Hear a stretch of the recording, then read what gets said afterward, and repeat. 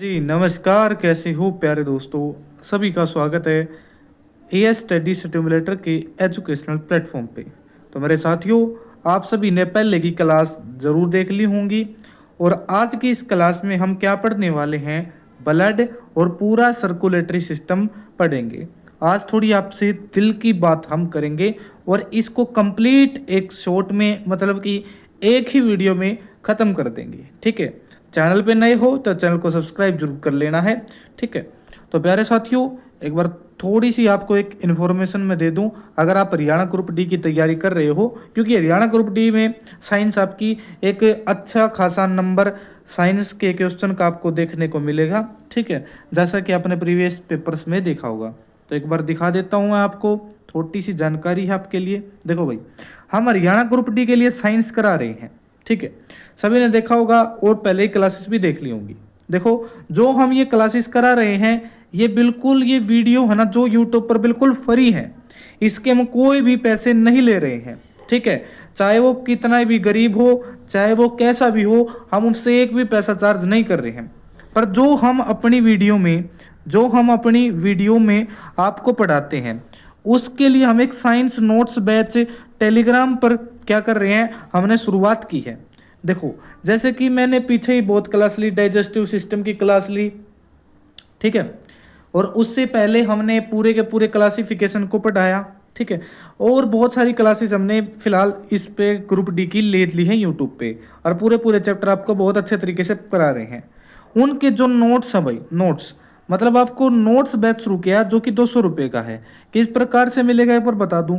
मान लीजिए, हम सबसे पहले आपको वीडियो का लिंक देंगे। ठीक है, वीडियो, उसके नीचे वीडियो के नोट्स जो हम पढ़ाते हैं उनकी पीडीएफ, मतलब इस बैच में सभी क्लासेस की जितनी क्लासेस होगी हैं उनकी पीडीएफ मिलेगी। ठीक है, हम किसी को वैसे फ्री में पीडीएफ नहीं देते हैं, हम सिर्फ पीडीएफ का चार्ज करते हैं, पीडीएफ का। देखो, अगर हमारे कंटेंट में दम है तो आप इन को परचेज कर सकते हैं, इस पीडीएफ बैच को, नहीं तो आपको लेने की कोई ज़रूरत है ही नहीं। ठीक है, मैं सीधा कह रहा हूँ, क्योंकि अगर आप बैच को परचेज करोगे तो आपको सीधे हमारे नोट्स मिलेंगे, जिससे आपको रिवीजन करने में बहुत हेल्प होगा, आपका टाइम वेस्ट नहीं होगा नोट्स बनाने में। आप सीधे चाहे तो कॉपी करा सकते हो जब पूरा का पूरा बैच खत्म हो जाए। हाँ, इस बात की गारंटी है कि हम इस साइंस का ग्रुप डी के लिए पूरा का पूरा बैच आपको पढ़ाने वाले हैं। फिलहाल हम बायोलॉजी को लेकर चल रहे हैं। प्रीवियस क्लासेस में आपने देखा होगा कि हम किस प्रकार पढ़ाते हैं। देखो, अगर आपने इस बैच में आपने ज्वाइन होना हो, नोट्स बैच में ज्वाइन होना हो, तो आपको हमारा टेलीग्राम ज्वाइन करना होगा, जिसका लिंक मैंने डिस्क्रिप्शन बॉक्स में दे दिया है। ठीक है, वहाँ पे आपको मिल जाएगा कि Haryana group D science paid batch link. ठीक है, वहाँ पे जाके हाय का मैसेज भेज देना है। ठीक है, आप जब इस चैनल को ज्वाइन करोगे, जिसका लिंक मैंने डिस्क्रिप्शन बॉक्स में दे दिया है, अगर लिंक ओपन ना हो तो टेलीग्राम पे सर्च कर लेना एएस स्टडी स्टिमुलेटर, सबसे ऊपर हमारे चैनल का नाम आ जाएगा।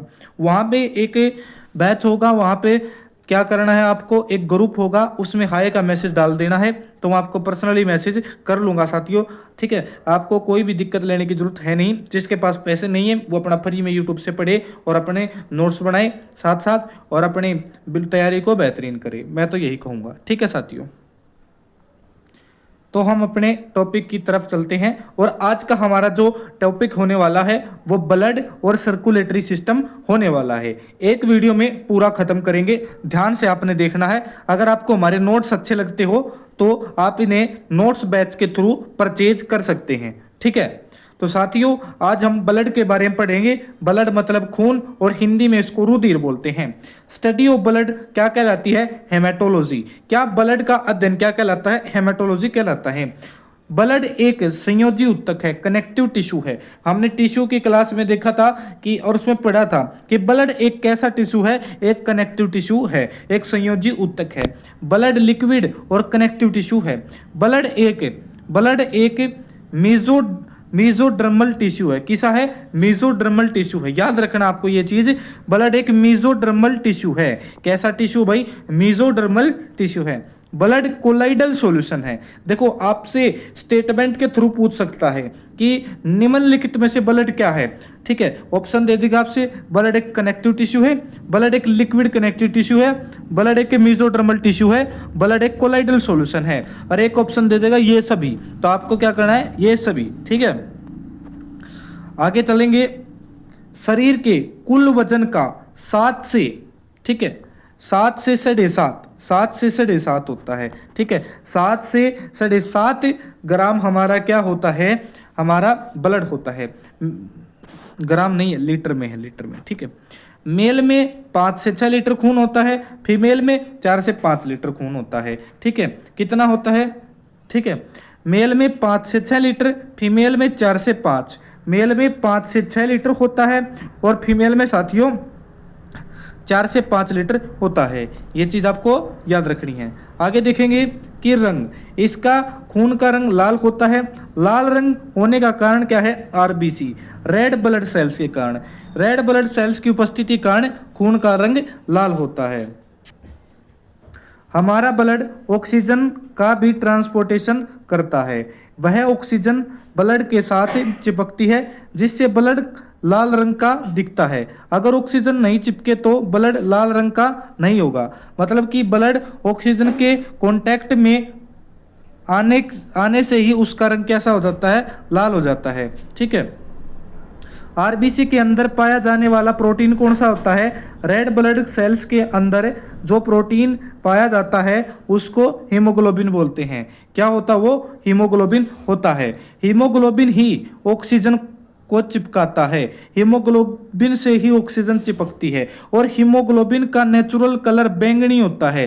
हीमोग्लोबिन का नेचुरल कैसा होता है, बैंगनी होता है। जब ये एयर के कांटेक्ट में आता है तो इसका रंग कैसा हो जाता है, रेड हो जाता है, मतलब कि लाल हो जाता है। क्या इतनी बात आपको आई समझ में? अगर साथियों क्लास अच्छी लग रही हो तो चैनल सब्सक्राइब कीजिए और लाइक कीजिए, अपने दोस्तों को भी शेयर कीजिए। ठीक है, आगे देखेंगे हमारे शरीर में विभिन्न अंग तथा ऊतक होते हैं। ठीक है, जिससे उनको ऑक्सीजन की आवश्यकता होती है।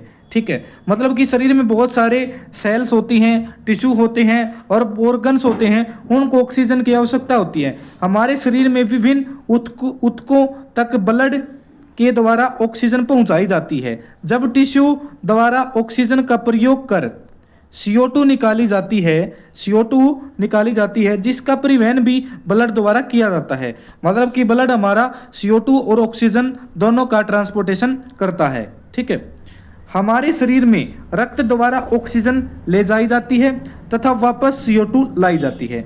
जिस खून रक्त में ऑक्सीजन मिली होती है उसे ऑक्सीजनेटेड ब्लड कहते हैं, ऑक्सीजन युक्त खून कहा जाता है। और CO2 युक्त ब्लड को विऑक्सीजनित, मतलब उसमें ऑक्सीजन नहीं होती, इसे इंग्लिश में डीऑक्सीजनेटेड ब्लड कहते हैं। समझ में आया ये बात? ठीक है, अब देखेंगे ऑक्सीजनेटेड ब्लड को आर्टरीज, हमारी जो ये नसें होती है ना, ठीक है, 2 प्रकार की होती हैं, एक आर्टरीज एक वेन्स।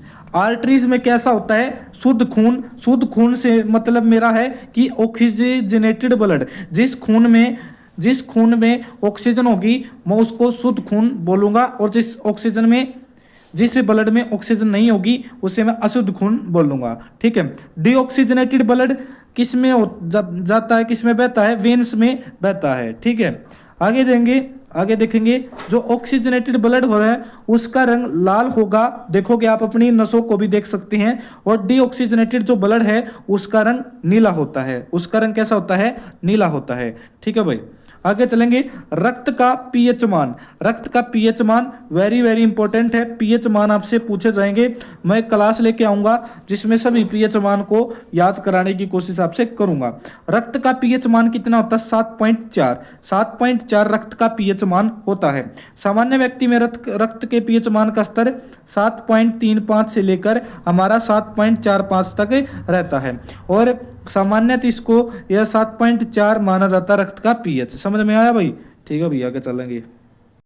अब हम देखेंगे हीमोग्लोबिन इन मेल। मेल में हीमोग्लोबिन कितना होता है कि 14 से लेके 16 ग्राम तक हीमोग्लोबिन की मात्रा होनी चाहिए, और फीमेल में 10 से लेके 12 ग्राम तक प्रति 100 मिलीलीटर। ठीक है, मेल में कितना होना चाहिए, 14 से लेके 16 ग्राम प्रति 100 मिलीलीटर, और फीमेल में 10 से 12, फीमेल में 10 से 12, मेल में 14 से 16 और फीमेल में 10 से 12। ये बिल्कुल आपको रट लेना है, याद रख लेना, क्योंकि फैक्चुअल क्वेश्चन बन सकता है। ठीक है, मेल में हीमोग्लोबिन कितना होना चाहिए, 14 से लेके 16 तक है। ठीक है, फीमेल में 10 से लेके 12 तक है। इस प्रकार याद रखो। आगे है रुधिर संयोजन, ब्लड कंपोजिशन। जो हमारा ब्लड है वो किससे बना होता है। देखो ब्लड के ना भाई दो पार्ट होते हैं। ब्लड के कितने पार्ट होते हैं, ब्लड के दो पार्ट होते हैं। एक तो होता है सॉलिड और एक है लिक्विड। जो लिक्विड है, लिक्विड भाग प्लाज्मा है होता है। लिक्विड भाग क्या होता है, प्लाज्मा। लिक्विड भाग क्या होता है, प्लाज्मा, जो कि 55% होता है। 55% होता है पूरे खून में से 55% क्या होता है, प्लाज्मा होता है। और अपनी कॉर्पुलस सेल्स होती हैं। कॉर्पुलस सेल्स किन किन को कहा जाता है, रेड ब्लड सेल्स होगी, वाइट ब्लड सेल्स होगी, प्लेटलेट्स होगी, जो कि 45% होती हैं, जो कि बची हुई 45% है। ठीक है, एक तो हमारा सॉलिड होता है, एक लिक्विड होता है। लिक्विड में हमारा प्लाज्मा जो कि 55% होता है, सॉलिड में आरबीसी, डब्ल्यूबीसी, प्लेटलेट्स जो कि 45% होती हैं। ब्लड के 4 मुख्य घटक हैं। पहला प्लाज्मा, दूसरा आरबीसी, तीसरा व्हाइट ब्लड सेल्स और चौथा प्लेटलेट्स। ठीक है, पहला प्लाज्मा, दूसरा आरबीसी, तीसरा व्हाइट ब्लड सेल्स और तीसरी प्लेटलेट्स। ठीक है, आगे चलेंगे। प्लाज्मा, प्लाज्मा को पढ़ेंगे। प्लाज्मा भोजन, कार्बन डाइऑक्साइड और नाइट्रोजन युक्त अपशिष्ट का घुले हुए रूप में परिवहन करता है। ठीक है, प्लाज्मा किसका परिवहन करता है, किसका ट्रांसपोर्टेशन करता है भाई, प्लाज्मा भोजन कार्बन डाइऑक्साइड का, भोजन का कार्बन डाइऑक्साइड का, नाइट्रोजन का। ठीक है, किसका, भोजन का, कार्बन डाइऑक्साइड का और नाइट्रोजन युक्त अपशिष्ट का घुले हुए रूप में परिवहन करता है। इसका रंग भाई हल्का पीला होता है, पीला, जिसे बिलिरुबिन कहते हैं, बिलिरुबिन बोला जाता है। ठीक है, हल्का पीला या बिलिरुबिन कलर होता है। समझ में आया, ये भोजन का, CO2 का, नाइट्रोजन युक्त अपशिष्ट घुले हुए रूप में इसका परिवहन करेगा। कंपोनेंट ऑफ प्लाज्मा, के प्लाज्मा में क्या क्या चीजें होती हैं। प्लाज्मा का रंग तो हल्का पीला होता है, पर अब ये देखेंगे कि प्लाज्मा में कौन कौन सी चीजें होती हैं। प्लाज्मा में 90% तो हमारा जल होता है। 90% हमारा क्या होता है, जल होता है। और इसमें 8 से लेकर 9% तक हमारा प्रोटीन क्या होता है, प्रोटीन। 8 से लेकर 9% तक हमारा प्रोटीन होता है। आयंस और ग्लूकोज की मात्रा 1 से लेकर 2% तक होती है। समझ में आया, 90% जल होता है, प्रोटीन 8 से 9% होता है और आयंस 1 से 2% होते हैं। ठीक है, एक बार दोबारा समझेंगे कि जल हमारा 90% और प्रोटीन हमारे 8 से लेकर 9% और आयन हमारे 2% तक होते हैं। समझ में आई भाई। ठीक है भाई, चैनल सब्सक्राइब कर दो भाई। अगर क्लास पसंद आ रही है तो देखो, मैं एक बार आपसे रिक्वेस्ट करता हूं और बड़े बड़े अक्षरों में लिख भी देता हूं, चैनल को सब्सक्राइब जरूर कर लो, क्योंकि हमारी मेहनत के लिए थोड़ा बहुत आपको योगदान करना होगा। आपने सब्सक्राइब जरूर कर लेना है, बेल आइकन को भी दबा देना है। मैं सब्सक्राइब करने को आपको इसलिए कह रहा हूं क्योंकि आपका इसमें ही फायदा है, क्योंकि आप सब्सक्राइब करोगे तो आपको वीडियो सबसे पहले मिलेगी। ठीक है, और अच्छे तरीके से आप अपनी तैयारी एकदम बूस्ट कर पाएगी। ठीक है, चला भाई आगे चला, अगर आपको पसंद आई हो, समझ में आया हो। ठीक है, अब देखेंगे जो प्लाज्मा में प्रोटीन होता है वो क्या करता है, थक्का जमता जब हमें चोट लग जाती है, प्रतिरक्षा तंत्र और इम्यून सिस्टम और परिवहन कार्यों के लिए महत्वपूर्ण है प्रोटीन। ग्लूकोज, शर्करा जिसे हम कहते हैं, पूरे शरीर में कोशिकाओं को ऊर्जा आपूर्ति के लिए आवश्यक होती है, क्योंकि ग्लूकोज से ही हमारा शरीर ऊर्जा प्रदान करता है। आगे है ऊर्जा का प्रयोग करता है ग्लूकोज की सहायता से urea a waste product from protein metabolism inducting kidney function. Protein चयापचय मतलब कि प्रोटीन के मेटाबॉलिज्म से अपशिष्ट उत्पाद जो किडनी के कार्य को दर्शाता है। मतलब कि यूरिया की है, किडनी के द्वारा ही तो जो हमारे शरीर में प्रोटीन है उसका जब मेटाबॉलिज्म होगा, चयापचय होगा, तो उससे वेस्ट पदार्थ लिखेगा जो किडनी की सहायता से इकट्ठा किया जाता है। ठीक है, आगे देखेंगे एंजाइम्स होते हैं। एंजाइम्स मेटाबॉलिज्म चयापचय के लिए एक महत्वपूर्ण है, जो बायोकेमिकल क्रियाओं को तेज करते हैं। हमारे शरीर में मेटाबॉलिज्म को बढ़ाने के लिए ये हमारा प्रोसेस को क्या कर देते हैं, तेज करते हैं। Hormones regulate psychological activities and maintain homeostasis, ठीक है। मतलब ये हमारी साइकोलॉजिकल एक्टिविटीज़ को थोड़ा सा बूस्ट कर देते हैं, ठीक है। आगे भाई विटामिन और मिनरल्स भी इंपॉर्टेंट होते हैं, मेटाबॉलिक प्रोसेस में सहयोग और कोशिकीय कार्यों में भी सहयोग करते हैं, ठीक है। प्लाज्मा प्रोटीन की भूमिका, प्लाज्मा प्रोटीन की भूमिका क्या है, देखो प्लाज्मा में भाई कुछ प्रोटीन्स होते हैं, वो की उसकी क्या इम्पोर्टेंस है, क्यों जरूरी है वो, देखो प्लाज्मा में जो प्रोटीन्स हैं वो है एक फाइब्रोजन जो रक्त का थक्का जमाने में सहायक है। रक्त का थक्का जमाने में कौन सा प्रोटीन सहायक है, फाइब्रोजन। एक है ग्लोबुलिन, त्वचा की चमक तथा रोग प्रतिरोधकता, ठीक है, रोग प्रतिरोधकता, ठीक है, मतलब कि इम्यूनिटी। ये त्वचा की चमक और इम्यूनिटी के लिए बहुत सहायक है ग्लोबुलिन। कौन है, ग्लोबुलिन, ग्लोबुलिन याद रखना है, त्वचा की चमक और इम्यूनिटी के लिए बहुत इंपॉर्टेंट है। आगे है एल्बुमिन, आयनों, लवणों, खनिजों, ठीक है, आयंस, आयंस साल्ट्स हो गए हमारे शरीर में के, और जो भी मिनरल्स हो गए की मात्रा को संतुलित करता है, ठीक है। एल्बुमिन आयंस की, लवणस की, खनिजों की मात्रा को बैलेंस जो करता है वो एल्बुमिन होता है। क्या होता है भाई, एल्बुमिन होता है, ठीक है भाई। आगे चलेंगे, ठीक है। अब एक प्रोसेस पढ़ेंगे ओस्मो रेगुलेशन। ओस्मो रेगुलेशन देखते हैं क्या होता है। हाँ, हम ओस्मो रेगुलेशन की बात कर रहे थे कि ओस्मो रेगुलेशन क्या होता है। शरीर में आयनों को, लवणों को, खनिजों की मात्रा को संतुलित करने की जो प्रोसेस है ना, वही ओस्मो रेगुलेशन है। आयनों को, लवणों को, खनिजों को संतुलित करने की प्रोसेस ही ओस्मो रेगुलेशन कहलाती है। और ये किस प्रोटीन के कारण होता है, एल्बुमिन प्रोटीन के कारण। समझ में आया भाई, चलो भाई आगे। अब हम सीरम के बारे में पढ़ते हैं। जब रक्त प्लाज्मा में से फाइब्रोजन नामक प्रोटीन निकाल लेते हैं, जब प्लाज्मा में से, रक्त प्लाज्मा में से फाइब्रोजन नामक प्रोटीन निकाल लेते हैं, फाइब्रोजन वही प्रोटीन है जिसके कारण थक्का जमता है, तो शेष बचा रक्त सीरम कहलाता है।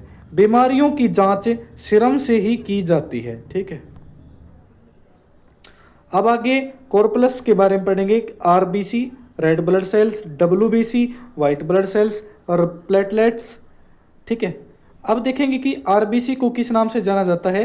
आरबीसी को एरिथ्रोसाइट्स के नाम से जाना जाता है, एरिथ्रोसाइट्स। आरबीसी को एरिथ्रोसाइट्स भी बोला जाता है। और भाई डब्ल्यूबीसी को ल्यूकोसाइट्स भी बोला जाता है। डब्ल्यूबीसी का दूसरा नाम क्या है, ल्यूकोसाइट्स है भाई। डब्ल्यूबीसी का दूसरा नाम ल्यूकोसाइट्स है और प्लेटलेट्स का दूसरा नाम है थ्रोम्बोसाइट्स। बिल्कुल एक नंबर का प्रश्न जरूर बन सकता है। आरबीसी का अन्य नाम अर्थ्रोसाइट्स, डब्ल्यूबीसी का ल्यूकोसाइट्स, प्लेटलेट्स का थ्रोम्बोसाइट्स। हो जाएगा याद, बताइए भाई, होना तो चाहिए याद। अब हम रेड ब्लड सेल्स के बारे में पढ़ेंगे, अर्थ्रोसाइट्स के बारे में हम पढ़ेंगे, ठीक है भाई।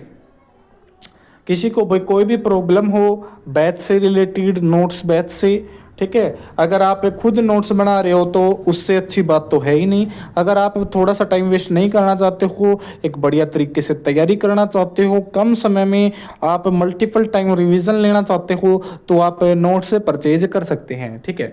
आगे पढ़ेंगे रेड ब्लड सेल्स के बारे में। कॉर्पस का 99% जो भाग होता है वो आरबीसी होती हैं। 99% क्या होती है भाई, आरबीसी होती हैं। आरबीसी की कुल संख्या 5 मिलियन मतलब कि 50 लाख होती है भाई। आरबीसी की कुल संख्या कितनी होती है बताइए, 50 लाख होती है, ठीक है भाई। आरबीसी में केंद्रक तथा लाइसोसोम नहीं पाया जाता। बहुत बहुत इंपॉर्टेंट है कि आरबीसी में ना तो लाइसोसोम पाया जाता है और ना ही केंद्रक पाया जाता है। आरबीसी में ना केंद्रक पाया जाता है और ना लाइसोसोम पाया जाता है। अपवाद, ऊंट और लामा इसका अपवाद है, उनमें आरबीसी में केंद्रक होता है। आरबीसी में क्या पाया जाता है? केंद्रक होता है ऊंट और लामा में। साथियों, अगर बैकग्राउंड नॉइस आपको सुनाई दे तो कृपया उसे इग्नोर करें और अपना पूरा ध्यान इस क्लास में लगा दें, ठीक है। तो भाई ऊंट और लामा इसका थोड़ा सा एक अपवाद है। ऊंट और लामा उसके अंदर आरबीसी है ना, उसके अंदर केंद्रक पाया जाता है, और जबकि जो और हैं सभी के आरबीसी में ना तो केंद्रक पाया जाता ना लाइसोसोम पाया जाता है, ठीक है। आरबीसी को एरिथ्रोसाइट भी बोला जाता है। आरबीसी का जीवन काल से प्रश्न बहुत सारे एग्जाम्स में बना है। आरबीसी का जीवन काल 120 दिन का होता है। कितने का? 120 दिन का, मतलब कि 4 महीने का होता है। भ्रूण अवस्था में इसका निर्माण लीवर एवं प्लीहा द्वारा होता है, भ्रूण अवस्था में, ठीक है। जाइगोटिक स्टेज में इसका जो निर्माण है वो लीवर करता है और प्लीहा द्वारा। प्लीहा को इंग्लिश में स्प्लीन बोलते हैं। क्या बोलते हैं? स्प्लीन बोलते हैं, ठीक है। जब भाई भ्रूण अवस्था होती है तो उसमें जो हमारा जो आरबीसी का निर्माण है वो लीवर द्वारा और स्प्लीन द्वारा किया जाता है। खराब हुई आरबीसी स्प्लीन तथा यकृत में जाकर नष्ट हो जाती हैं। स्प्लीन और यकृत में जाकर नष्ट हो जाती हैं। यकृत को मतलब कि लीवर में जाकर नष्ट हो जाती हैं। आरबीसी का निर्माण बोन मैरो, ठीक है, बोन मैरो को हिंदी में कहते हैं अस्थि मज्जा, ठीक है, उसमें होता है। जो बोन मैरो है ये अपनी प्रोटीन, आयरन, विटामिन B12 की बनी होती है। एम्फोलिक एसिड आरबीसी के निर्माण में सहायक होता है, ठीक है। मतलब कि आरबीसी का निर्माण कौन कौन करता है? बोन मैरो के साथ साथ फोलिक एसिड से भी आरबीसी का निर्माण होता है। आरबीसी का निर्माण बोन मैरो में और फोलिक एसिड द्वारा होता है, ठीक है। आगे चलते हैं। जो स्प्लीन है उसको आरबीसी का ग्रेवयार्ड भी बोला जाता है। आरबीसी का कार्य गोल होता है। इसका मुख्य कार्य, अच्छा, आरबीसी की जो शेप होगी वह गोल होगी, ठीक है। इसका मुख्य कार्य ऑक्सीजन और CO2 का परिवहन करना है, ठीक है। किसका? ऑक्सीजन का और CO2 का परिवहन करना इसका मुख्य कार्य होता है। आरबीसी में हीमोग्लोबिन पाया जाता है। मैंने बताया था कि मेल में हीमोग्लोबिन कितना होता है? 14 से 16, और फीमेल में, ये मेल में है, और फीमेल में हीमोग्लोबिन कितना होता है? 10 से 12 प्रति 100 ml, ठीक है। याद रखनी है अपने हर एक चीज़ें। हीमोग्लोबिन में लोहा पाया जाता है, ठीक है। हीमोग्लोबिन में लोहा पाया जाता है। कौन सा? हिमेटिन नाम का, ठीक है। कौन सा? हिमेटिन नाम का पाया जाता है, ठीक है। आरबीसी की संख्या को मापा जाता है। किससे मापा जाता है? इसको मापा जाता है हीमोसाइटोमीटर, ठीक है। हीमोसाइटोमीटर से मापा जाता है। हीमोसाइटोमीटर से मापा जाता है, ठीक है। आगे चलेंगे। हीमोग्लोबिन की मात्रा कम होने से रक्तहीनता, एनीमिया रोग हो जाता है, ठीक है। एनीमिया हीमोग्लोबिन की कमी के कारण होता है। हीमोग्लोबिन आरबीसी की अधिकता से, देखो हीमोग्लोबिन, अगर हीमोग्लोबिन की कमी हो जा तो एनीमिया हो जा। अगर हीमोग्लोबिन ज़्यादा हो जाना तो भाई वो उसमें कौन सा रोग होता है? पॉलीसिथेमिया, जैसे बोलते हैं पॉलीसिफोमिया, ठीक है। त्वचा पर काले धब्बे हो जाए, पॉलीसिथेमिया या पॉलीसिफोमिया, त्वचा पर काले धब्बे हो जाते हैं। समझ में आया भाई? आगे चलेंगे। B6 विटामिन आरबीसी निर्माण में सहायक होता है भाई। B6 विटामिन हीमोग्लोबिन निर्माण में सहायक होता है। कौन सा विटामिन? B6 विटामिन हीमोग्लोबिन निर्माण में बहुत सहायक होता है। ये पढ़ेंगे, वाइट ब्लड सेल्स को पढ़ेंगे, ठीक है। उससे पहले एक क्वेश्चन आप मेरे को बताओ कि आरबीसी का जीवन काल कितने दिन का होता है? हाँ, आरबीसी का जीवन काल 120 डेज का होता है। लगभग 4 मंथ का हमारा यह काल होता है, ठीक है। आगे चलेंगे भाई। वाइट ब्लड सेल्स को पढ़ेंगे। यह रक्त कोशिकाओं में सबसे बड़ी होती हैं। वाइट ब्लड सेल सबसे बड़ी होती हैं। इनकी संख्या 8000 से लेकर 10,000 के बीच में होती है। कितनी हो? इनकी संख्या 8000 से लेकर 10,000 तक है। और जबकि रेड ब्लड सेल्स की, जबकि आरबीसी की कितनी होती है? आरबीसी की संख्या तो 50 लाख होती है भाई, 50 लाख, मतलब कि 5 मिलियन, ठीक है। इसमें केंद्रक होता है परंतु हीमोग्लोबिन नहीं पाया जाता। अगर हीमोग्लोबिन नहीं होगा तभी तो ये वाइट कलर की है। ठीक है, WBC का आकार अमीबा के समान होता है अर्थात अनियमित होता है। अमीबा जैसा होया करे, अनियमित होया करे। ठीक है, इनका जीवन काल 4 दिन का होता है भाई। WBC का जीवन काल 4 दिन का होता है। अगर आपसे RBC का और WBC का दोनों का अनुपात पूछे तो आपने बता देना कि 600:1। RBC 600 होंगी और ये 1 होंगी। ठीक है, मतलब कि 600:1 RBC और WBC का क्या है, अनुपात है। WBC को कहा जाता है ल्यूकोसाइट, इसे ल्यूकोसाइट भी बोला जाता है। WBC हमारी रोगों से रक्षा करता है, इन्हें शरीर का सिपाही भी कहा जाता है।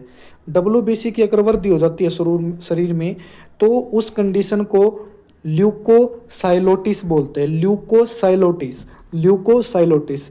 जब WBC की वृद्धि हो जाए शरीर में उसे ल्यूकोसाइलोटिस बोला जाता है। क्या बोला जाता है, ल्यूकोसाइलोटिस बोला जाता है। जब WBC की वृद्धि हो जाती है शरीर में, ल्यूकोसाइलोटिस। और WBC की कमी से क्या होता है, ल्यूकोपेनिया। ल्यूकोपेनिया होता है भाई, ल्यूकोपेनिया होता है। अधिकता से ल्यूकोसाइलोटिस और इससे ल्यूकोपेनिया, कमी से ल्यूकोपेनिया होता है। WBC के अन्य नाम कौन कौन से हैं भाई, WBC के अन्य नाम हैं फाइटर सेल बोला जाता है, फैगोसाइटिक सेल बोला जाता है, बॉडी गार्ड सेल बोला जाता है, सोल्जर सेल बोला जाता है। क्या क्या, फाइटर सेल, फैगोसाइटिस और बॉडी गार्ड सेल बोला जाता है और सोल्जर सेल्स भी बोला जाता है। ठीक है, WBC को 2 श्रेणियों में बांटा गया है। WBC को कितनी श्रेणियों में बांटा गया है, 2 श्रेणियों में बांटा गया है। कौन कौन सी है श्रेणी, एक तो है ग्रेनुलोसाइट्स और है एक है एग्रेनुलोसाइट्स। ठीक है, ग्रेनुलोसाइट और अग्रेनुलोसाइट्स, ग्रेनुलोसाइट्स और अग्रेनुलोसाइट्स, याद रखिए, ग्रेनुलोसाइट्स और अग्रेनुलोसाइट्स। WBC को 2 श्रेणियों में बांटा गया है, वे श्रेणी हमारी ग्रेनुलोसाइट्स और अग्रेनुलोसाइट्स होगी याद आपको। चलो भाई देखेंगे क्या है ये। देखो, जो ग्रेनुलोसाइट्स है ना, ग्रेनुलोसाइट्स, इनके कोशिका दरों में कणिकाएं होती हैं। इनकी कोशिका दरों में कणिकाएं होती हैं और अग्रेनुलोसाइट्स में इनकी कोशिका दरों में कणिकाएं नहीं होती। समझ में आया? तो जिनमें कणिकाएं होती हैं उनको एक बार तरीके से पढ़ लेते हैं। पहले हम ग्रेनुलोसाइट्स को ध्यान से देखेंगे कौन कौन सी कणिकाएं हैं। देखो भाई, इसमें एक तो होती है न्यूट्रोफाइल, ठीक है, एओसिनोफाइल्स, बेसिलोफाइल्स। न्यूट्रोफाइल्स, एसिनोफाइल्स, बेसिनोफाइल्स। न्यूट्रोफाइल, एसिनोफाइल्स, बेसोफाइल। न्यूट्रोफाइल, एसिनोफाइल्स, बेसोफाइल्स। बिल्कुल मेरे साथ याद करो, एक बार मैं जूम कर देता हूँ। याद करो भाई साथ साथ, न्यूट्रोफाइल्स, एसिनोफाइल्स, बेसोफाइल्स। ठीक है, ये पढ़ते हैं कि इसको न्यूट्रोफाइल को पढ़ते हैं। न्यूट्रोफाइल क्या करता है, न्यूट्रोफाइल रोगाणुओं तथा जीवाणुओं का भक्षण करता है तथा घाव भरने में सहायक होता है। न्यूट्रोफाइल क्या होता है कि रोगाणु और जीवाणुओं ने मारते हैं और सब न्यूट्रल करते हैं, है ना। रोगाणुओं व जीवाणुओं का भक्षण करता है और घाव भरने में सहायक होता है। ठीक है, और हमारा ये अपना बेसोफाइल्स क्या होता है, बैक्टीरिया का भक्षण।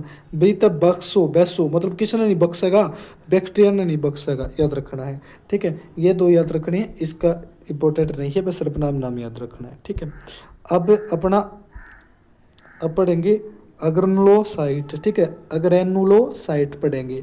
ठीक है, इसके भी 2 भाग होते हैं। ठीक है, इसमें कणिकाएं नहीं होती पर इसके 2 भाग होते हैं। कौन से भाग होते हैं, लिम्फोसाइट्स और मोनोसाइट्स। ठीक है, जो लिम्फोसाइट्स है ना वे स्मॉलेस्ट वाइट ब्लड सेल्स होती हैं और monocytes largest white blood cells होती हैं। मोनोसाइट्स लार्जेस्ट होती हैं और लिम्फोसाइट छोटी होती हैं। एंटीबॉडी का निर्माण लिम्फोसाइट्स के द्वारा किया जाता है। एंटीबॉडी का निर्माण तथा जीवाणुओं को नष्ट करने का काम कौन करती है, लिम्फोसाइट करती हैं। उम्मीद करता हूं कि आपने WBC की दोनों श्रेणियां बता दी हैं। ठीक है, 2 श्रेणियां कौन से, ग्रेनुलोसाइट्स और अग्रेनुलोसाइट्स। पर ग्रेनुलोसाइट्स को भी 3 भागों में बांटा है, न्यूट्रोफाइल, एसिनोफाइल्स और बेसोफाइल्स। और ग्रैनुलोसाइट्स को भी दो भागों में बांटा, लिम्फोसाइट्स और मोनोसाइट्स में। होगी याद, ठीक है। ठीक है, अगर वीडियो पसंद आ रही है तो चैनल को सब्सक्राइब जरूर करेंगे सभी के सभी साथी। लिम्फोसाइट्स में टी सेल और बी सेल पाई जाती हैं। लिम्फोसाइट्स में कौन सी, टी सेल्स और बी सेल्स पाई जाती हैं।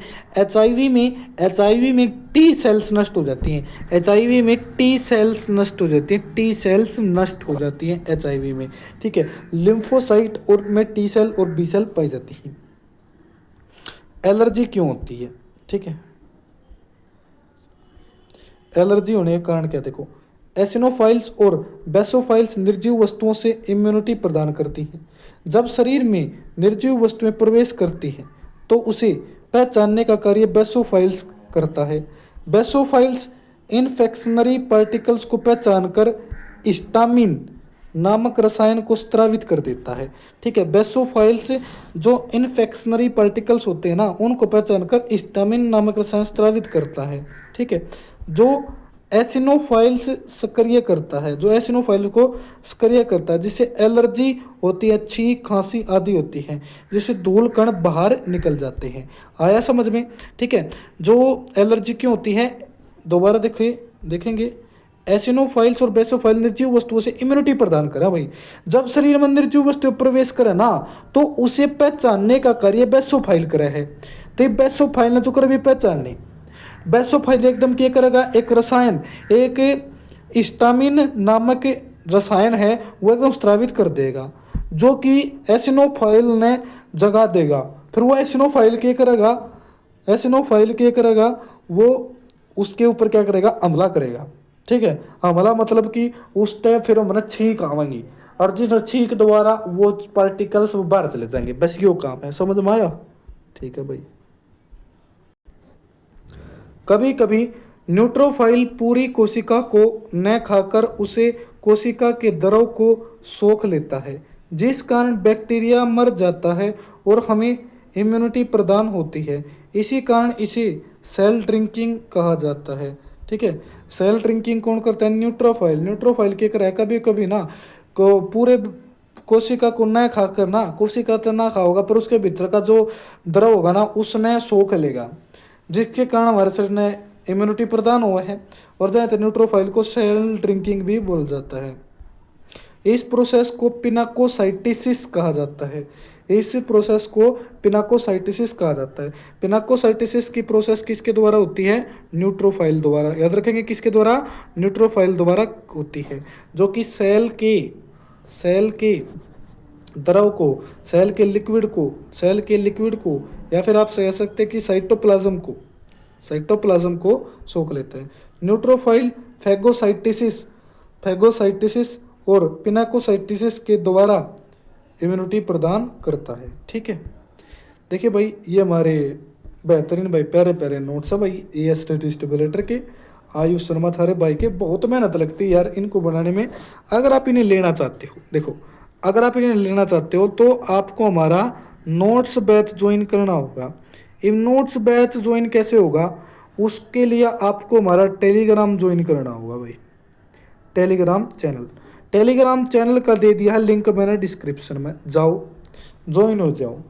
देखो, कई बार होता है कि लिंक ना खुला करता, अगर लिंक ना खुले तो आप सीधे आपके फ़ोन में टेलीग्राम तो होगा। टेलीग्राम जब खोलोगे तो उड़ा जाकर सर्च कर लेना ए स्टडी स्टिमुलेटर, स्पेलिंग पूरे सारे के सारे बड़े बड़े अक्षर रखियो, सारे के सारे कैपिटल, और यही स्पेलिंग है भाई, और सर्च कर लेना, ज्वाइन हो जाना। जब आप चैनल में ज्वाइन होगे ना, मान लीजिए आप इसमें ज्वाइन होगे तो नीचे एक ग्रुप का लिंक होगा, ग्रुप का लिंक पहले देता ही होगा, आप उसमें ज्वाइन होगा, आए का मैसेज भेज दियो हाय का, या फिर आप भेज दियो, आपको भेज देना है कि साइंस बैच लिख के भेज देना, साइंस बैच भी लिख के भेज सकते हो, आपकी मर्जी है। तो मैं आपको पर्सनली कांटेक्ट करूँगा, ठीक है, आपके सारे डाउट सोल्व करूँगा, ठीक है। और अगर आप पेमेंट करने के बाद आपको बैच में ज्वाइन करा दिया जाएगा, ठीक है।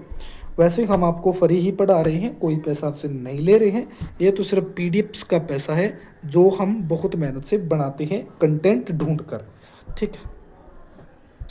चलो भाई, अब हम पढ़ेंगे प्लेटलेट्स, जिसको थ्रोम्बोसाइट्स बोला जाता है, रक्त बिंबाणु। इसे थ्रोम्बोसाइट्स भी कहते हैं। यह रक्त का थक्का ब्लड क्लॉटिंग बनाने में मदद करता है। और कौन सा प्रोटीन है जो रक्त के थक्का बनाने में मदद करता है? थ्रोम्बिन। ठीक है, थ्रोम्बिन। यह रंगहीन होता है, इसका कोई भी कलर नहीं होते हैं प्लेटलेट्स के। अनियमित आकार की कोशिकाएं होती हैं। यह अत्यधिक बड़ी कोशिका मेगा कैरियोटस अस्थि मज्जा की विशेष कोशिका के विखंडन से बनती हैं। जो अस्थि मज्जा है, जो बोन मैरो है, उसके अंदर एक विशेष सेल होती है मेगा कैरियोटस। ठीक है, जब वह टूटती है, विखंडित होती है, उससे बढ़ती है। और भाई इसका जीवन काल 4 से लेके 5 दिन का होता है। प्लेटलेट्स का 4 से लेके 5 दिन का जीवन काल होता है। और भाई 4 दिन का हमारा WBC का होता है, पढ़ा था। ठीक है, जो प्लेटलेट्स होती है ना, प्रति घन मीटर इनकी संख्या 2 से 3 लाख होती है। जब डेंगू की बीमारी होती है तो इसकी संख्या 80,000 से भी कम हो जाती है। 80,000 से भी कम हो जाती है डेंगू बीमारी में। वैसे इसकी प्रति घन मीटर इनकी संख्या 2 से 3 लाख हुए हैं। ठीक है, अब पढ़ेंगे लिम्फ के बारे में। देखो, यह हल्के पीले रंग का तरल पदार्थ होता है। इसमें हीमोग्लोबिन पाया जाता है। लिम्फ में हीमोग्लोबिन पाया जा है, यह चीज याद रखनी है। शरीर में बहुत सारी लसिका ग्रंथि पाई जाती हैं। ठीक है, जिससे लिम्फ लसिका निकलकर आगे प्रभावित होता है। लसिका का प्रवाह एक दिशा में होता है। ठीक है, अर्थात यह कोशिका से हृदय की ओर जाती है। लसिका में ऑक्सीजन की अपेक्षा CO2 अधिक होता है। मतलब लिम्फ में भाई CO2 अधिक होता है। यह घाव भरने का कार्य करता है। यह रक्त में आरबीसी तथा प्लेटलेट्स के अंदर पाई जाती है। आरबीसी और प्लेटलेट्स के अंदर पाई जाती है। ठीक है, जो हमारी पोलियो बीमारी होती है ना, उसमें लसिका तंत्र प्रभावित होता है। कौन सा तंत्र प्रभावित होता है? लसिका तंत्र प्रभावित होता है। अब हम पढ़ेंगे कि ब्लड की क्लॉटिंग कैसे होती है, रक्त का थक्का बढ़ना। शरीर में किसी कटे स्थान पर रक्त जमा होना रक्त का थक्का या क्लॉटिंग कहलाता है। रक्त का थक्का 2 से 5 मिनट बनने की क्रिया होती है, जिसे कैसेंडिंग प्रोसेस कहते हैं। 2 से 5 मिनट में बनने की प्रक्रिया होती है, जिसे कैसेंडिंग प्रोसेस कहते हैं। ठीक है, रक्त का थक्का निम्नलिखित क्रिया से जमता है। देखेंगे कौन सी प्रोसेस होती है। जब कहीं कटता है तो शरीर से रक्त बाहर आता है और रक्त वायु के संपर्क में आता है, जिस कारण रक्त में उपस्थित प्लेटलेट्स थ्रोम्बोसाइट्स थ्रोम्बोप्लास्टिन में बदल जाता है। जो प्लेटलेट्स हैं वो थ्रोम्बोप्लास्टिन में बदला है। सब वाला किसमें? थ्रोम्बोप्लास्टिन में बदल देती हैं। यह थ्रोम्बोप्लास्टिन कैल्शियम से क्रिया करके रक्त में पहले से उपस्थित प्रोथ्रोम्बिन को थ्रोम्बिन में बदल देता है। जो ये थ्रोम्बोप्लास्टिन है ना, फिर ये बाद में कैल्शियम पे क्रिया करेगा, और जो पहले ये उपस्थित होता है ना प्रोथ्रोम्बिन, मतलब जो थ्रोम्बिन प्रोटीन था जो मैंने बताया था, उसको प्रोथ्रोम्बिन को थ्रोम्बिन में बदल देते हैं। यह थ्रोम्बिन रक्त में पहले से मौजूद फाइब्रोजन से क्रिया करके, ठीक है, वो फाइब्रोजन प्रोटीन था, सॉरी फाइब्रोजन था। ठीक है, थ्रोम्बिन रक्त में पहले से मौजूद फाइब्रोजन से क्रिया करके इससे फाइब्रिन में बदलता है। किसे बदलता है? फाइब्रिन में बदलता है। फाइब्रिन की रचना जाली के समान होती है। फाइब्रिन रक्त में रुधिराणु मुख्य रूप से आरबीसी रेड ब्लड सेल्स में आकर फंस जाते हैं। फाइब्रिन एक जाली की तरह आ रहा है जिसमें आरबीसी फंस जाए हैं, जिस कारण रक्त का बहाव रुक जाता है। इसे रक्त का स्कंदन या थक्का भी कहते हैं। ठीक है, देखो भैया पूरी प्रोसेस। थ्रोम्बोसाइट जिन्हें प्लेटलेट्स कहते हैं, जब वह एयर के कांटेक्ट में आते हैं तो थ्रोम्बोप्लास्टिन बनाते हैं। यही थ्रोम्बोप्लास्टिन कैल्शियम से रिएक्ट करता है, और जो शरीर में पहले ही प्रोथ्रोम्बिन है उसको थ्रोम्बिन में बदल देते हैं। और ये थ्रोम्बिन फाइब्रोजन प्रोटीन फाइब्रोसिन प्रोटीन होता है, किसमें पड़ा था, प्लाज्मा में, ठीक है, उससे रिएक्ट करके फाइब्रिन में बदलता है। फाइब्रिन एक जालीदार बुआ होती है जिसमें रुधिराणु रेड ब्लड सेल्स फंस जाती हैं और इसे रक्त का थक्का या रक्त का स्कंदन भी कहते हैं। चलो आगे। ब्लड क्लॉटिंग में अनिवार्य पदार्थ कौन से हैं भाई, विटामिन के की बहुत इंपॉर्टेंट है, रुधिराणु में थ्रोम्बोसाइट्स प्लेटलेट्स होनी चाहिए, ठीक है, धातु या तत्व कैल्शियम जरूरी है, और प्रोटीन फाइब्रिन। ये पूरी प्रोसेस पड़ी है तो आपने पता लग जाएगा कि क्या चीज़ जरूरी है, ठीक है।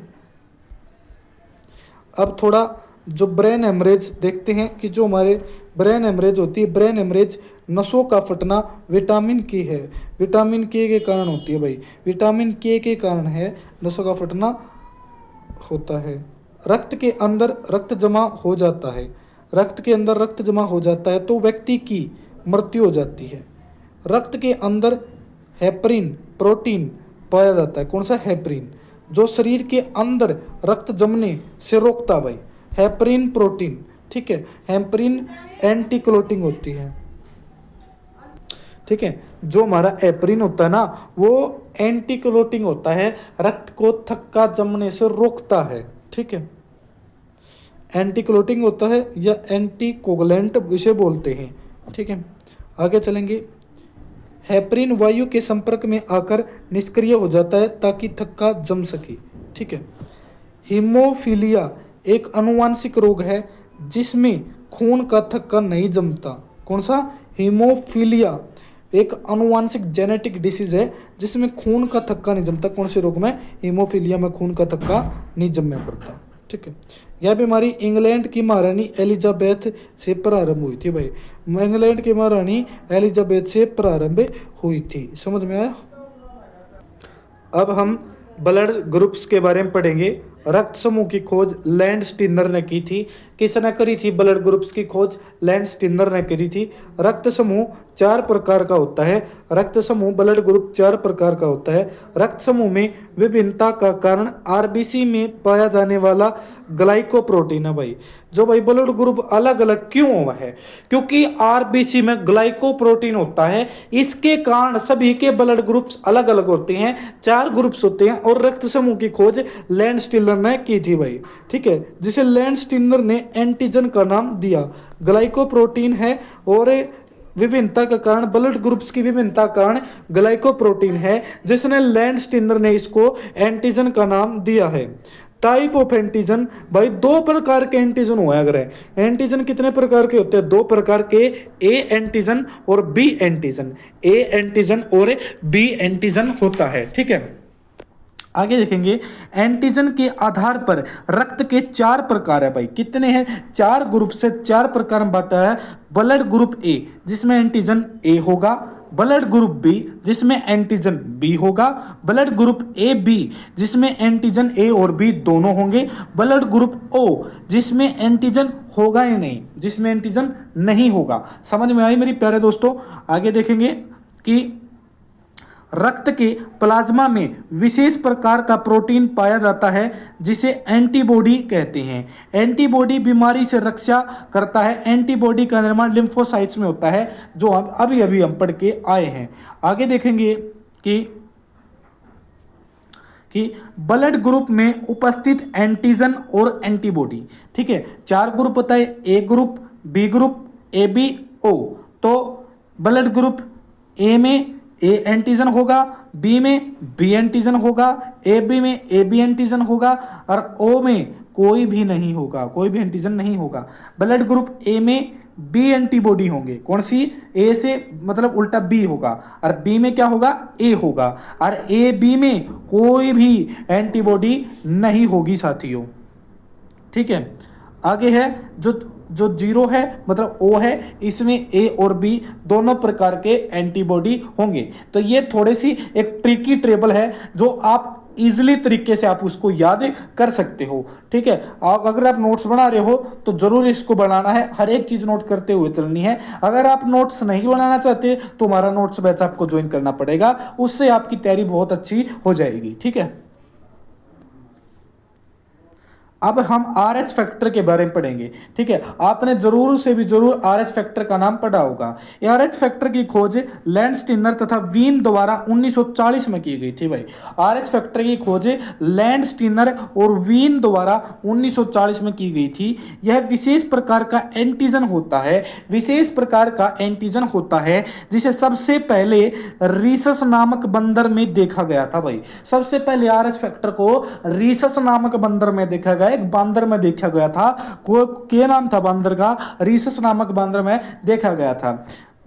जिसमें आर एच उपस्थित होता है उसे आर एच पॉजिटिव कहते हैं, जिसमें आर एच नेगेटिव होता है, आर एच उपस्थित नहीं होता है उसे आर एच नेगेटिव कहते हैं।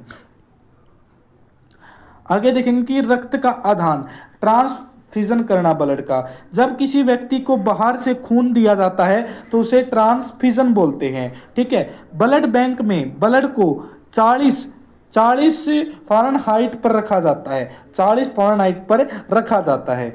एक व्यक्ति एक बार में 1 यूनिट अर्थात 200 ml रक्तदान कर सकता है।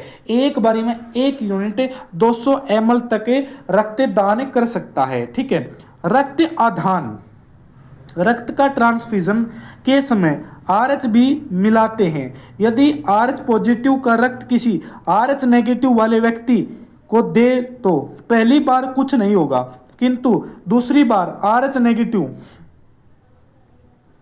ठीक है, आरएच नेगेटिव वाले व्यक्ति की मृत्यु हो जाएगी, क्योंकि इस स्थिति में रक्त अधिक चिपचिपा हो जाता है जो रक्त बहाव को प्रभावित करता है। इसे रक्त का अभिश्लेषण बोलते हैं। इसे रक्त का अभिश्लेषण बोला जाता है।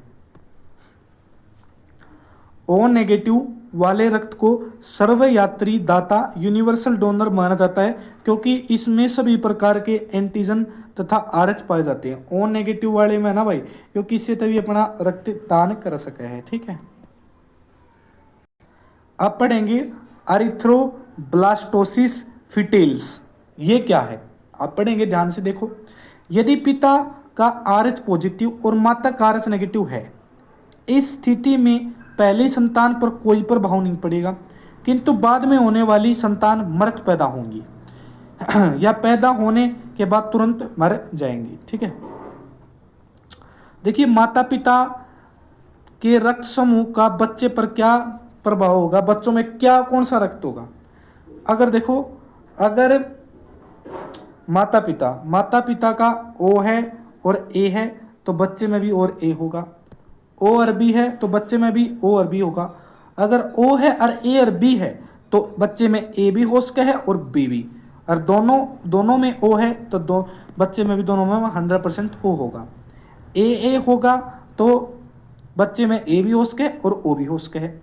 बी में बी ओ, ए बी में ए भी होगा, बी भी होगा और ए भी हो सके है। देखो, ठीक है, ए है और ए भी होगा, ए भी होगा, बी भी होगा, ए भी होगा, बी भी होगा और ए बी भी होगा। बी में सेम होंगे, मतलब ए भी होगा, बी भी होगा, ए भी होगा। ए और बी में ए भी होगा, बी भी होगा और ए बी भी होगा, ओ भी होगा। ये सारी चीज़ याद रखनी है। ये इंपॉर्टेंट है, यहाँ से प्रश्न बन सकता है। ठीक है, ये पूरी की पूरी टेबल आपको याद रखनी है भाई, पूरी की पूरी टेबल। अगर ओ ए है तो बच्चों में भी ओ और ए होंगे, ओ बी है तो बच्चों में भी ओ और बी होंगे, ओ है ए बी है तो बच्चों में ए भी हो सकता है और बी भी, ओ है तो ओ ए जी ए ओ। ठीक है भाई, ठीक है, ए है तो ए ओ, बी है तो बी ओ और ए भी हैं, ए भी हैं तो ए बी ए बी। ठीक है, ए और ए गुणा ए बी हैं तो ए भी हो सकता है, बी भी हो सकता है और ए बी गुणा में ए बी तो सेम टू सेम, ये दोनों का दोनों सेम ही रहेंगे। ठीक है, कोई डिफरेंस आपको देखने को नहीं मिलेगा, बल्कि ये 7 8 9 सेम रहेंगे। ए गुणा बी है, दोनों के दोनों अलग आ गए तो ए भी हो सकता है, बी भी हो सकता है, ए बी भी हो सकता है, ओ भी हो सकता है। बॉम्बे ब्लड ग्रुप देखो भाई, बॉम्बे ब्लड ग्रुप, ये बॉम्बे ब्लड ग्रुप कैसा है? यह विशेष प्रकार का रक्त समूह है जो 40 लाख लोगों में से किसी एक को पाया जाता है। इसमें ए बी ओ ये 3 एंटीजन होते हैं। इसमें ए और बी और ओ, 3 एंटीजन होते हैं, A B O. Bombay blood group में कौन से होते हैं? बॉम्बे। कैसे याद रखोगे बॉम्बे में? देखो बॉम्बे, बी भी होगा, ओ भी होगा, और बॉम्बे में आगे ए भी आता है। ठीक है, समझ में आ गया भाई? ठीक है भाई। बॉम्बे ब्लड ग्रुप की खोज 1952 में बॉम्बे में डॉक्टर वाई एम बेंडे द्वारा, ठीक, ने किया था, वाई एम बेंडे ने, अतः इसे बॉम्बे ब्लड ग्रुप का नाम दिया। ठीक है, कैसा लगा? ये हमारा ब्लड का पूरा चैप्टर होगा खत्म। अब आगे हम पढ़ेंगे हार्ट के बारे में, सर्कुलेटरी सिस्टम के बारे में। अब हम पढ़ेंगे blood circulatory system. Blood circulatory system, रक्त परिसंचरण तंत्र को पढ़ेंगे। जीवों के शरीर में विभिन्न पोषक पदार्थ, गैस से, हार्मोन एवं उत्सर्जित पदार्थों के परिवहन के लिए अंगसम पाया जाता है, जिसे परिसंचरण तंत्र कहते हैं। ठीक है, मानव में परिसंचरण तंत्र, सर्कुलेटरी सिस्टम, रक्त तथा लसिका द्वारा होता है। लसिका क्या होता है? लसिका के इंग्लिश में बोलते हैं लिम्फ, और लिम्फ में ज़्यादा मात्रा में क्या होती है? CO2 की अधिकता होती है। ठीक है, इसकी खोज विलियम हार्वे ने की थी। सर्कुलेटरी सिस्टम की खोज विलियम हार्वे ने की थी। ब्लड सर्कुलेटरी सिस्टम 3 टाइप का होता है। कितने टाइप का भाई? 3 टाइप का होता है। Open circulatory system, close circulatory system. Close circulatory system जैसे कि हमारे अंदर होता है। ओपन हमारा किसके अंदर होता है? ओपन हमारा इंसेक्ट के अंदर होता है। ठीक है, देखो ओपन सर्कुलेटरी सिस्टम्स, इस प्रकार के तंत्र में रक्त बिना किसी प्रेशर से आगे बढ़ता है। ओपन में बिना किसी प्रेशर से आगे बढ़ता है। यह बाह्य कंकाल वाले जीवों में पाया जाता है, जैसे कि कॉकरोच हो गया, मोलास्का हो गई। कॉकरोच मतलब कि जो आर्थ्रोपोडा के मेंबर्स हो गए, मोलास्का के मेंबर हो गए। अभी आर्थ्रोपोडा और मोलास्का आपने पता होना चाहिए। मोलास्का में क्या आता है बताइए? ऑर्थ्रोपोडा में क्या आता है? ऑर्थ्रोपोडा में इंसेक्ट्स आते हैं, मोलास्का में अपना घोंगा, ऑक्टोपस, ये आते हैं। ठीक है, समझ में आया? ओपन ब्लड सर्कुलेटरी सिस्टम किस में होता है? अब पढ़ेंगे क्लोज्ड ब्लड सर्कुलेटरी सिस्टम, ऐसा परिसंचरण तंत्र जिसमें ब्लड वेसल्स के माध्यम से एक निश्चित प्रेशर से आगे बढ़ता है, जैसे कि हार्ट पंप करता है, प्रेशर देता है। या आंतरिक कंकाल वाले जीव में पाया जाता है, जैसे कि मानव हो गया, केचुआ हो गया। ठीक है, मिक्स्ड सर्कुलेटरी सिस्टम देख लेते हैं। इसमें रक्त कभी एक निश्चित दाब से आगे बढ़ता है, अर्थात कभी कभी विपरीत दिशा में, जैसे कि मछली और मेंढक इसके एग्जाम्पल हैं। ठीक है, कभी कभी इसमें दाब होता है और कभी कभी बिना दाब के यह होता है। समझ में आया? ठीक है भाई। अब है blood circulatory system. Blood circulatory system के 3 भाग हैं। ब्लड सर्कुलेटरी सिस्टम के कितने भाग है भाई? 3 भाग है। पहला तो ब्लड है, दूसरा ब्लड वेसल्स है, रक्त का बहाव जिसमें होता है। ठीक है, और ब्लड वेसल्स की स्टडी को एंजियोलॉजी बोलते हैं। क्या बोलते हैं? ब्लड वेसल्स की स्टडी को एंजियोलॉजी बोलते हैं। देखो, एक तो ब्लड होगा और दूसरा ब्लड वेसल जिसमें से ब्लड बहेगा, और हार्ट जो ब्लड को पंप करेगा। ठीक है, आगे देखेंगे जो ब्लड वेसल्स हैं वो 3 टाइप्स की होती हैं। एक तो आर्टरीज होती हैं, जिसमें आर्टरीज में शुद्ध खून होता है, ऑक्सीजनेटेड ब्लड होता है, रक्त का बहाव कम होता है, ये मोटी नसें होती हैं। वेन्स CO2 युक्त होता है, मतलब कि इसमें डीऑक्सीजनेटेड ब्लड होता है। कैपिलरीज, ये महीन नसें होती है, बहुत छोटी छोटी नसें होती हैं, उनको कैपिलरीज बोला जाता है। ठीक है, आर्टरीज को हम पढ़ेंगे सबसे पहले। ऑक्सीजन युक्त ब्लड को हृदय से विभिन्न भागों तक लेकर जाती हैं। ठीक है, ब्लड से जो हार्ट है, हार्ट का क्या काम है कि ऑक्सीजन ली और उसके खून और उसे जो ऑक्सीजन है हमारे शरीर में, उसको जब वो खून में मिल जाएगी तब पूरे शरीर के भागों तक पहुंचाना। और इसका लाल रंग होता है, हाई ब्लड प्रेशर होता है, इसलिए ये शरीर के आंतरिक भागों में मिलती हैं। ठीक है, ये 3 प्रकार की होती हैं। एक तो होती है आरोटा, जो सबसे मोटी होया है। ठीक है, यो बिल्कुल जो बिल्कुल हार्ट तक लगी होया है, और जिस तक मैं सबसे पहले खून जाऊंगा वो है ओरोटा। फिर वो है थोड़ी सी इस तक छोटी छोटी आर्टरीज, और फिर आर्ट्रियोल्स। क्या होती हैं? आर्ट्रियोल्स। ठीक है, एक होती है, इसे बोलते हैं महाधमनी, फिर होती है धमनी, फिर छोटी धमनी। ठीक है, ओरोटा, आर्टरीज, आर्ट्रियोल्स। ठीक है, एक होती है पुलमोनरी आर्टरीज, फुफ्फुस धमनी। जब आर्टरी के आगे यो शब्द देख लो ना पुलमोनरी, इसका मतलब समझाइए उल्टा। आर्टरीज तो शुद्ध खून ले जाओगी, मतलब ऑक्सीजन वाला ब्लड ले जाओगी, पर जब पुलमोनरी जुड़ गया तो ये CO2 युक्त अशुद्ध रक्त प्रभावित होता है। यह हार्ट से अशुद्ध रक्त को फेफड़ों तक ले जाती हैं। ये हार्ट से अशुद्ध रक्त को फेफड़ों से ले जाती हैं। ठीक है, इसी प्रकार से आप पुलमोनरी वेन्स भी पढ़ोगे। देखो पुलमोनरी वेन्स में मतलब अशुद्ध खून होगा, पर वेन्स जब पुलमोनरी आगे जुड़ गया तो वेन्स में कैसा होगा, ऑक्सीजनेटेड शुद्ध खून होगा। ये पूरा अगर आप फंक्शन देखोगे ना हार्ट की, तब आपको बहुत अच्छे तरीके से समझ में आएगा। वेन्स के बारे में देखेंगे, अशुद्ध रक्त CO2 युक्त शरीर के विभिन्न भागों से हृदय तक लाती हैं। ठीक है, इसका रंग नीला होता है, रक्त प्रवाह धीमा होता है। इसमें वाल्व्स लगे होते हैं, देखो वाल्व्स लगे होते हैं, जैसे खून ऊपर जाएगा ना एक प्रेशर रहता है, पहले नीचे आना देवा खून ना। ठीक है, ये कपाट खून को पीछे आने नहीं देते हैं। समझ में आया?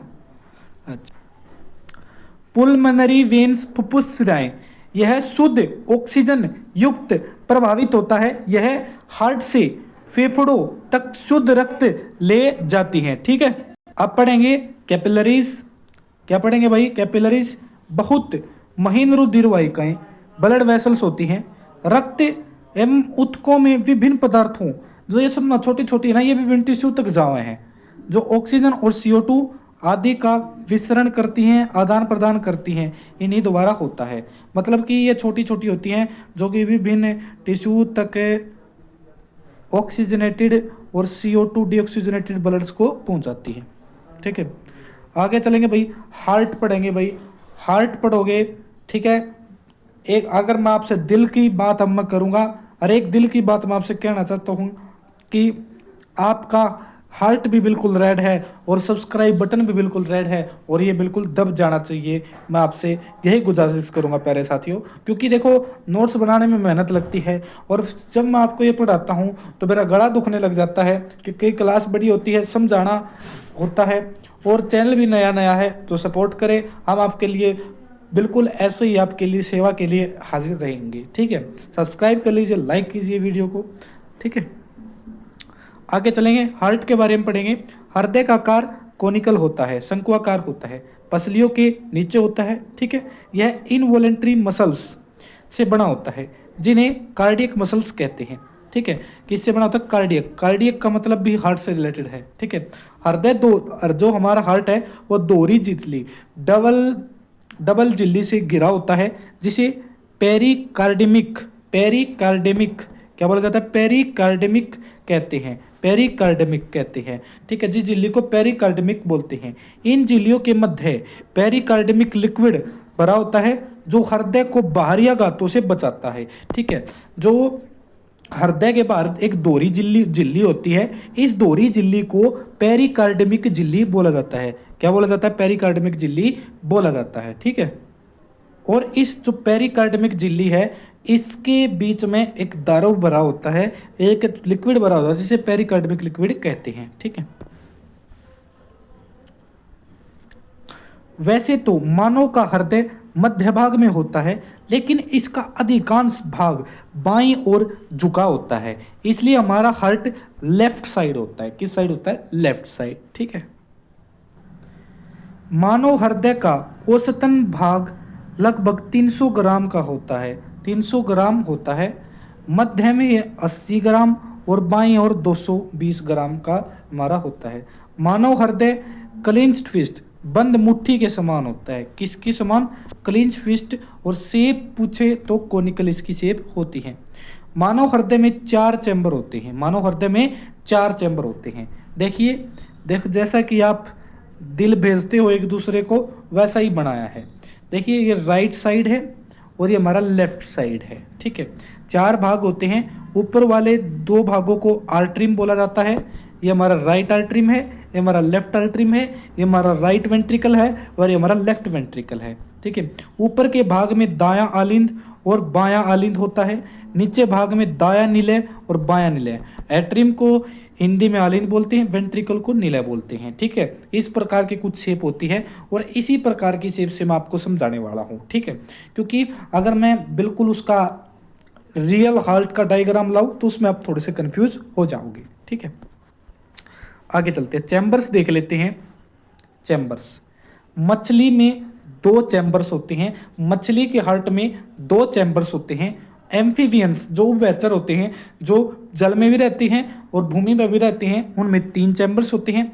रेप्टाइल्स में 3 चैम्बर्स होते हैं, सांप हो गया, मगरमच्छ हो गया, इनमें 3 चैम्बर्स। ठीक है, और बर्ड्स में कितने होते हैं? 4 चैम्बर्स होते हैं। ठीक है, देखो रेप्टाइल्स में अपना मगरमच्छ और घड़ियाल एक एक्सेप्शनल है जिसमें 4 चैम्बर्स हैं। ठीक है, और में 3 चैम्बर्स होते हैं। ठीक है, मैमल्स में 4 चैम्बर्स होते हैं, मगरमच्छ में भी 4 चैम्बर्स होते हैं। बताया ना, मगरमच्छ और एक घड़ियाल।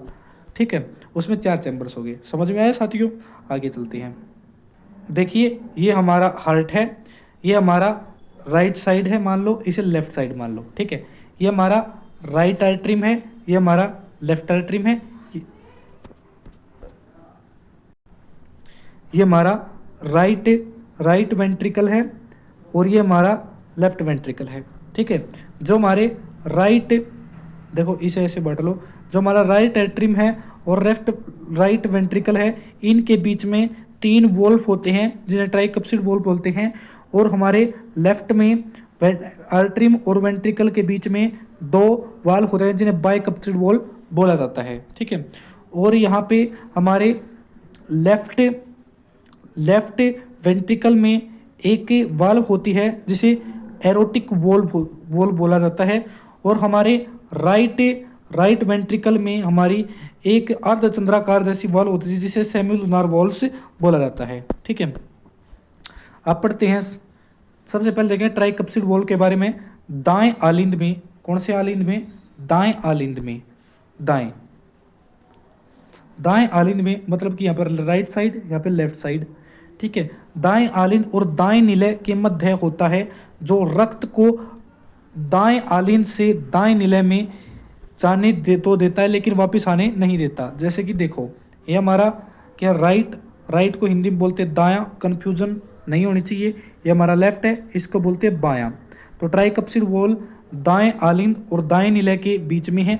ठीक है, जो खून को जाने तो देते हैं दाएं निलय में, पर उल्टे दोबारा इसमें आने नहीं देते। ठीक है, ये बताओ, देखो आगे देखेंगे। सबसे पहले पढ़ लेते हैं, फिर वर्किंग देखेंगे, पूरी वर्किंग देखेंगे। पहले एक बार पढ़ लें, फिर आप बाइकप्सिड वॉल्व बाएं आलिंद और बाएं निलय के मध्य होता है, जो बाएं आलिंद से बाएं निलय में रक्त जाने देता है पर वापस नहीं आने देता। ठीक है, आगे है सेमिलुनार वॉल्व्स किस में होती हैं? दाएं, बताइए, दाएं निलय में होती हैं।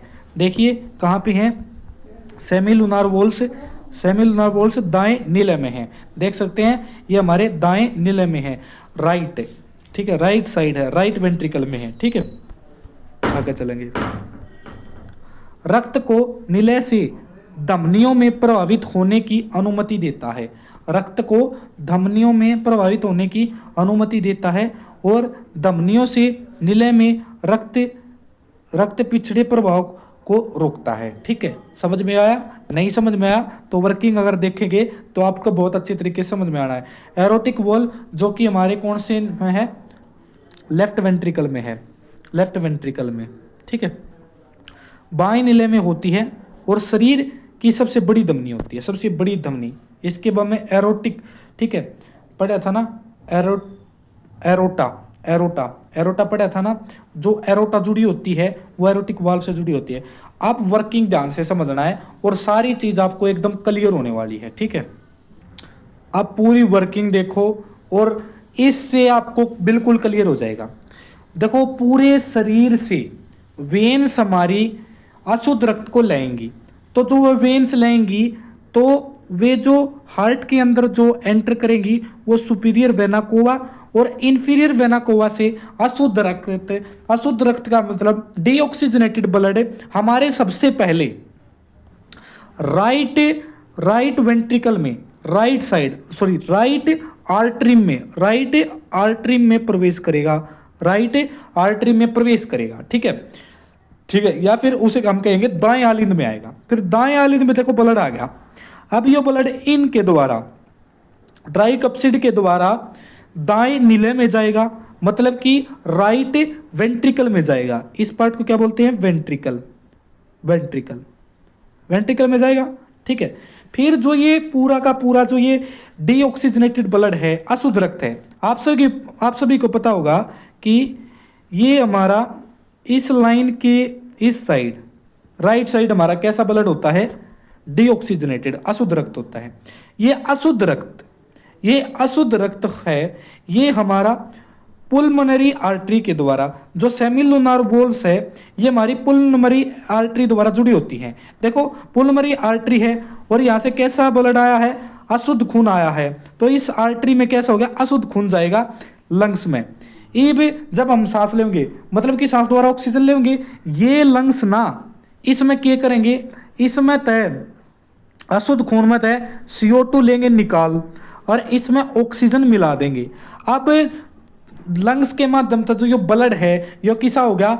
ऑक्सीजनेटेड हो गया, शुद्ध हो गया। ये पुलमोनरी वेन्स जो लंग्स तक लेकर, लंग्स तक लेकर अपने हार्ट तक जाऊंगी और हार्ट के कौन से पार्ट में? लेफ्ट आर्टरी में, बाएं आलिंद में लेकर जाऊंगी। बाएं आलिंद में कौन सा खून है? यो बिल्कुल प्योर है, मतलब कि ऑक्सीजनेटेड है। फिर यो ब्लड बायकप्सिड वॉल द्वारा, बायकप्सिड वॉल द्वारा किस में जाएगा? बाएं नीले में। और यहां तक ये अरोटा जो कि महाधमनी है, ठीक है, इसके माध्यम तक पूरे शरीर के भागों में पहुंच जाएगा। उम्मीद करता हूं कि पूरी बात आपने, पूरी वर्किंग हार्ट की समझ में आ गई होगी। आ गई समझ में? ठीक है, तो एक बार पढ़ भी लेते हैं थ्योरी वाइज। देखोगे फंक्शन ऑफ हार्ट, संपूर्ण शरीर से सिराओं से के द्वारा अशुद्ध रक्त, अब इमेजिन करनी है, यही डायग्राम आपको दिमाग में इमेजिन करना है। ठीक है, अशुद्ध रक्त हृदय के दाएं आलिंद में, देखो यहाँ से बना देता हूं और ये पार्ट बता ये दाएं आलिंद, दाएं आलिंद में लाया जाता है। दाएं आलिंद में रक्त प्रवेश करके दो रास्ते होते हैं, सुपीरियर वेना कोवा और इंफीरियर वेना कोवा। यार तो दो मोटी मोटी वेन्स होगी, एक तो सुपीरियर वेना कोवा की है जो शरीर के ऊपरी भाग है ना, वो था शुद्ध खून लाऊंगी, और एक इंफीरियर वेना कोवा क्या करेगी? शरीर के निचले भाग तक शुद्ध खून लाऊंगी, और वो सबसे पहला इस पार्ट में दाएं आलिंद में, या फिर इंग्लिश में बोले तो राइट आर्टरी में लेकर आऊंगी। ठीक है, दाएं आलिंद से रक्त ट्राइकप्सिड वॉल, देखिए अरे देखो मैंने ये बताई मैंने, देखिए अरे 1 2 3 हमारी के हो बाल हुआ करे जिन्हें ट्राइकप्सिड वॉल हुआ करे, फिर ये इन्हें दाएं नीले में भेजेंगे इसने। ठीक है, दाएं नीले में रक्त पहुंचता है। ठीक है, दाएं नीले से अशुद्ध रक्त को पुलमोनरी आर्टरी लेकर जाओगी। अब देखो पुलमोनरी आर्टरी में किसा खून हो गया? बताओ किसा खून हो गया? अशुद्ध खून हो गया, और ये लंग्स तक ले जावे हैं। शुद्ध रक्त को फेफड़ों से बाएं आलिंद वाले भाग में पुलमोनरी वेन्स के द्वारा लाया जाता है। अब लंग्स तक ले गए, ये वो जो अशुद्ध खून था ना वो शुद्ध हो गया, उसमें ऑक्सीजन आ गई। अब जो वो शुद्ध रक्त है, शुद्ध खून है, उन्हें फेफड़ों से बाएं आलिंद में, देख मैं एक वो छोटा सा आर्ट और बना दूं, ये याड़ा नहीं बना, ये याड़ा बनाऊंगा। ये देखो इस पार्ट में ये हमारा कौन सा है? लेफ्ट आर्टरी में। लेफ्ट आर्टरी में कौन सी लेकर आएगी? पुलमोनरी वेन्स लेकर आऊंगी, दोबारा लाया जाता है। ठीक है, बाएं आलिंद से रक्त बायकप्सिड वॉल, ये दो वॉल्व थी आड़ है, बायकप्सिड वॉल द्वारा बाएं नीले में प्रवेश करते हैं। और इब तक मैंने बेरा होगा कि बाएं नीले में एक महाधमनी हुआ है एरोटा, बाएं नीले में स्थित महाधमनी एरोटिक वॉल द्वारा शुद्ध रक्त छोटी छोटी धमनियों के माध्यम से संपूर्ण शरीर में भेजा जाता है। आया समझ में? आ गया ना इस समझ में? ठीक है भाई, आगे चलेंगे।